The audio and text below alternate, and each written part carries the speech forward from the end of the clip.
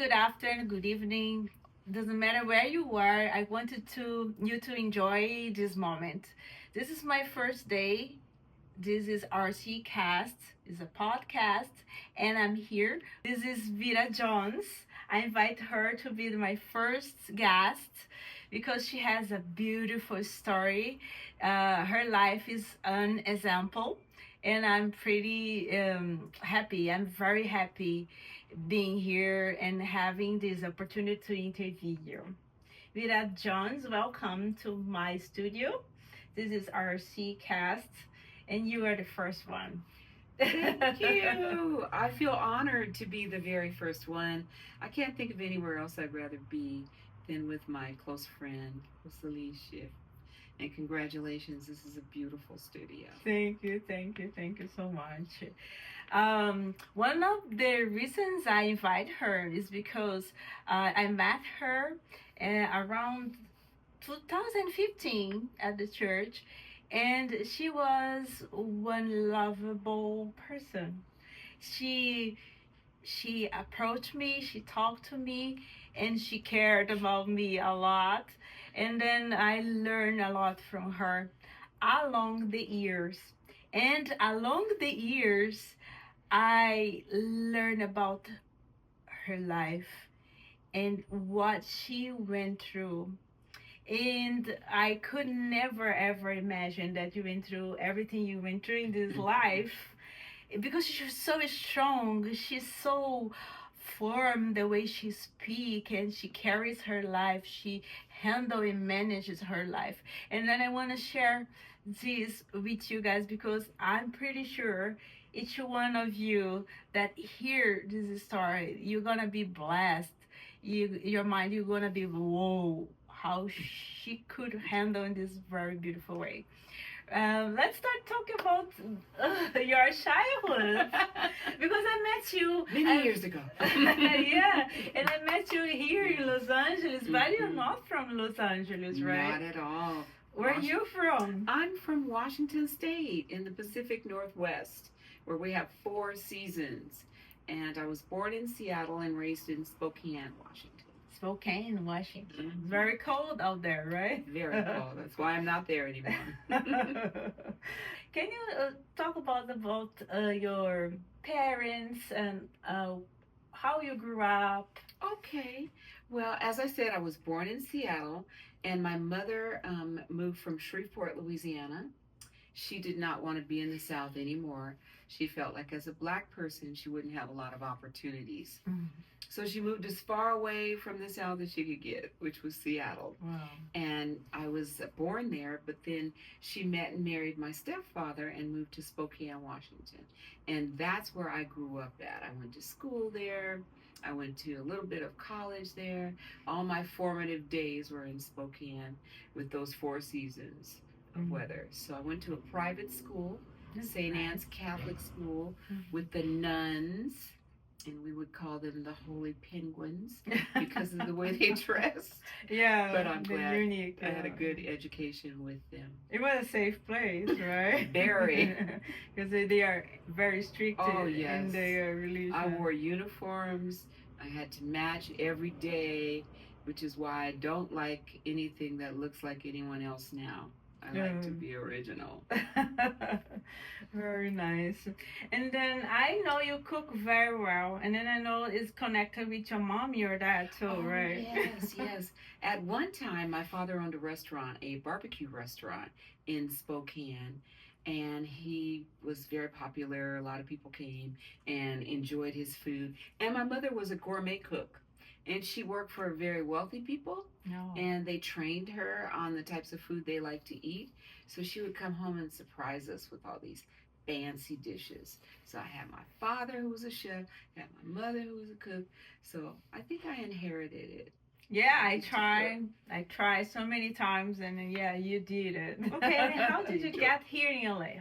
I ended up in LA, first moving to Las Vegas. Okay. I left Spokane in 1979, got married, and moved to Las Vegas and lived there about 28 years.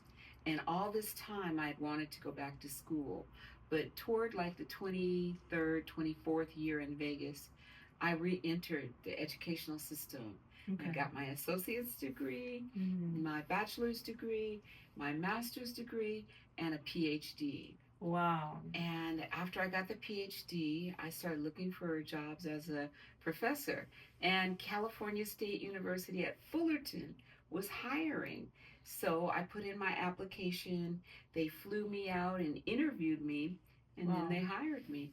And I've been here ever since. Okay, but it seems that you spend more time in Las Vegas. Let's focus a little bit on your Okay. life in Las Vegas.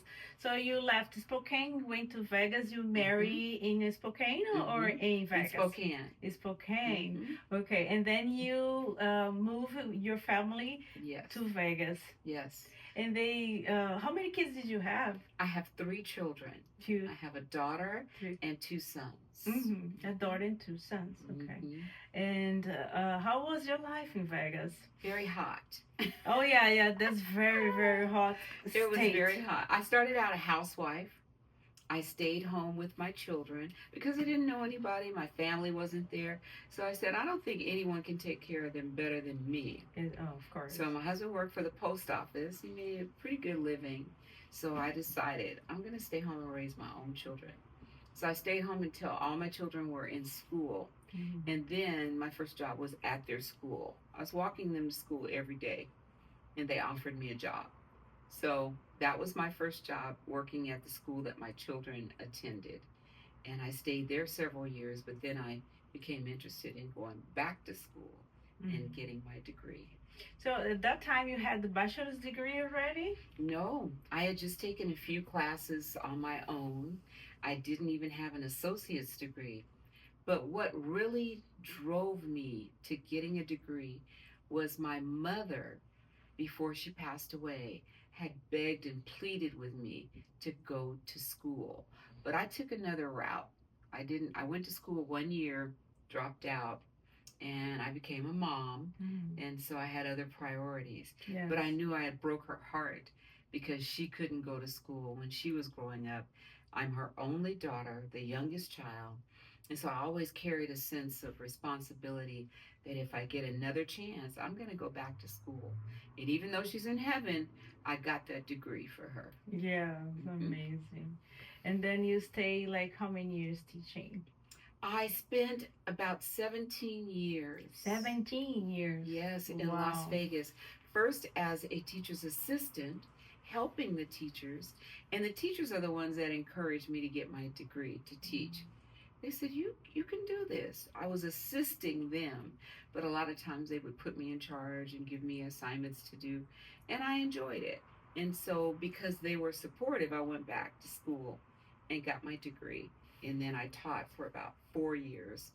And then I continued getting my degree, the next degree, and ended up teaching college. I also know that you were pastor wife.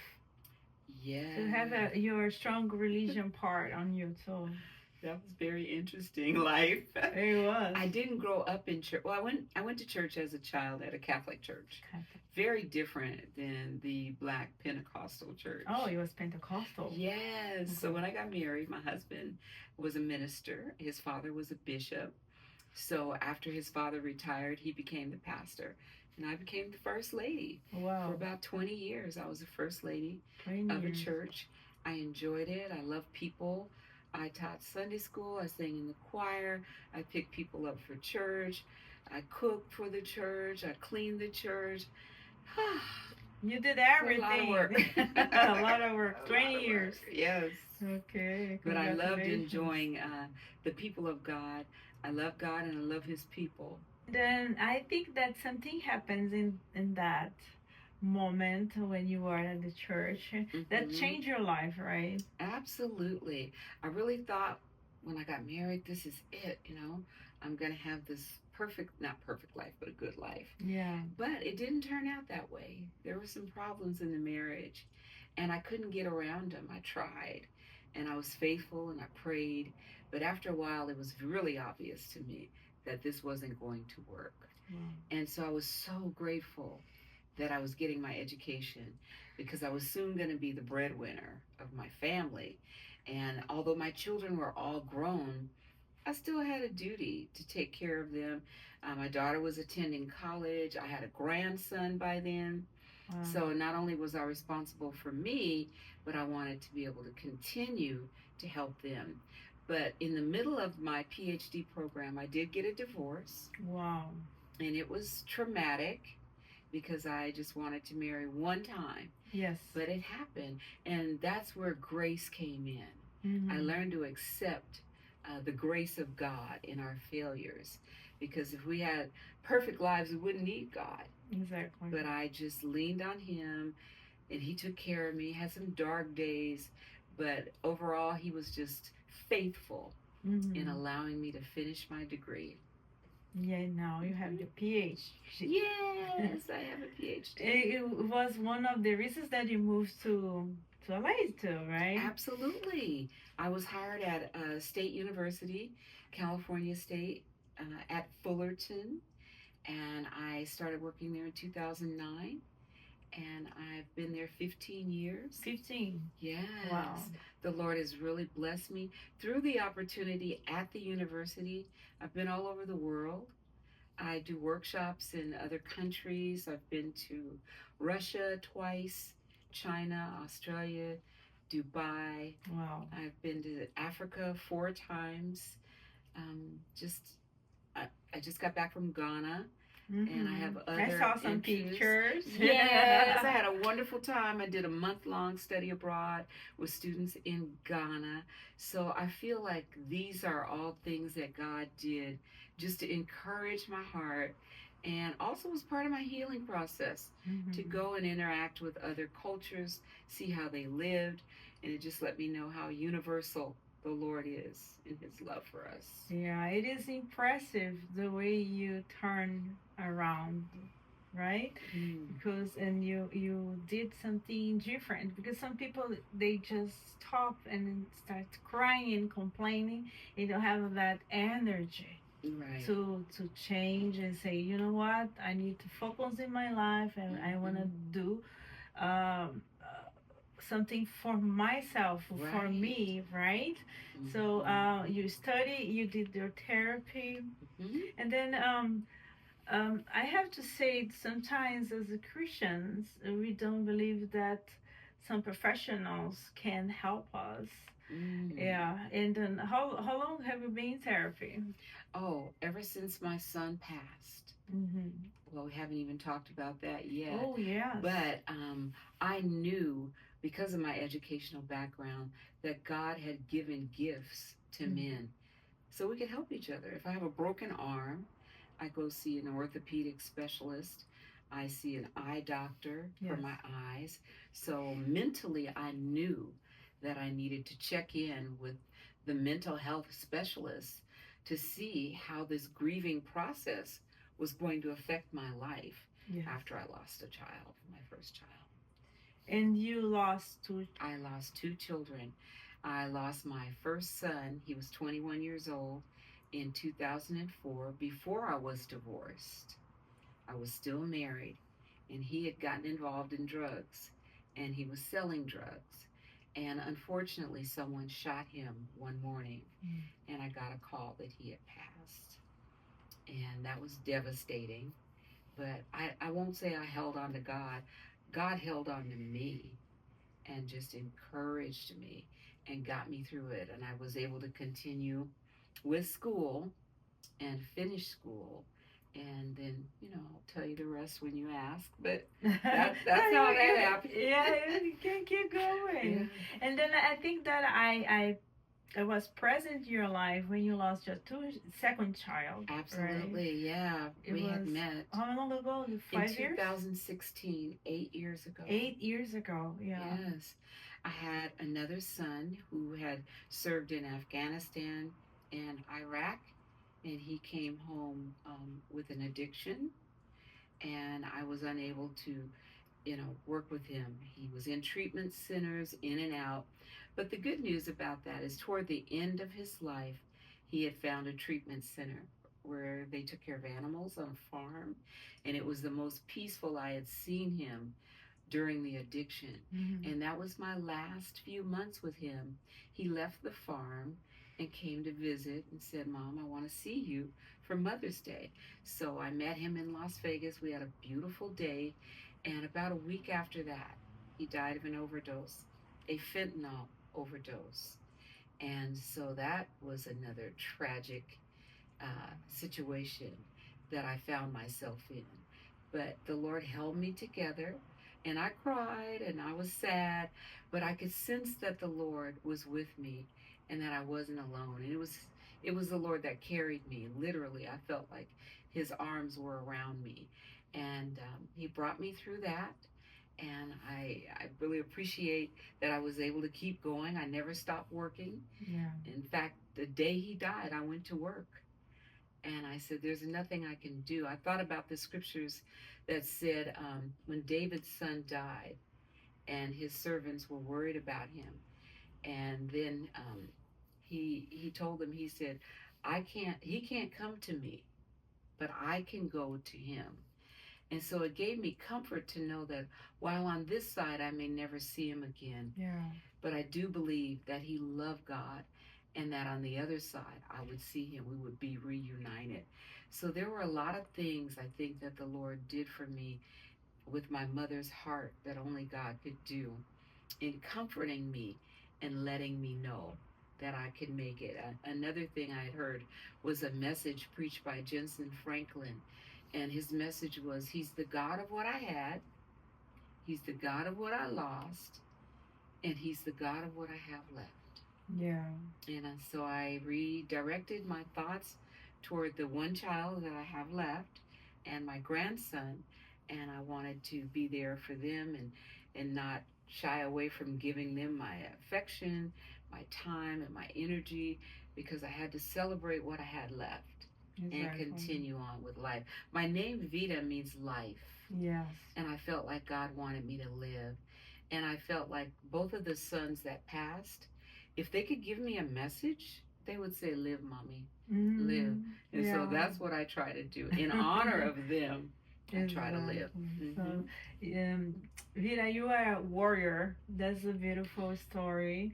And then the way you kept yourself strong, that is a great example.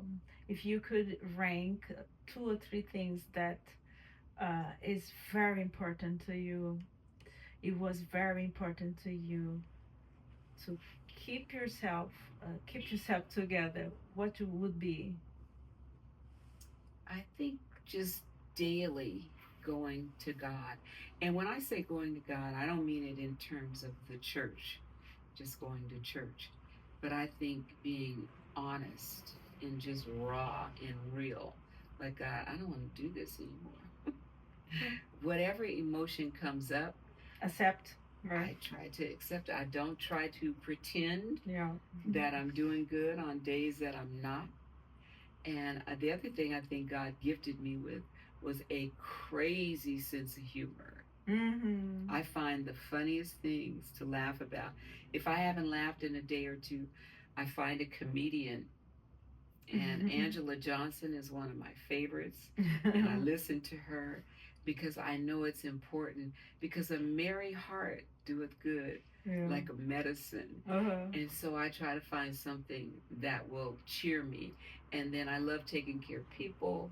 So I go check on other people and see what their problems are, so I can take a break, put mine on the shelf. I mean, they'll be there when I get back, so I just put my problems, and then I go see about somebody else and check on them, make sure they're okay. Yeah, that's a beautiful message. People need people, right? Yes, and we do. Sometimes stop looking to our problems and try to help others. You'll be a great medicine, right? Yeah. Thank you so much for coming over here. I hope you enjoyed this message. And very soon we're going to have the second episode here on our CCast. Also, if you're watching right now, you can subscribe to my channel, share this message with someone, with a friend, and leave your like. Thumbs up. Thank you so much.